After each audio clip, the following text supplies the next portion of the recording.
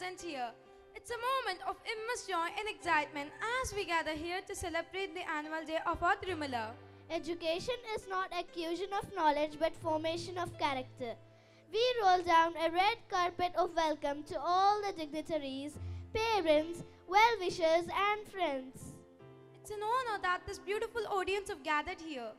I, Komali, with my co-host Yuhita, once again welcome you all on behalf of Tirumala family on this annual day function. To initiate this auspicious evening, let us invoke the blessings of the Almighty. Esteemed guests and dear audience, let us now invite our student Varshit to lead us with his melodious voice that will set the tone for today's celebration. Please welcome him on the stage.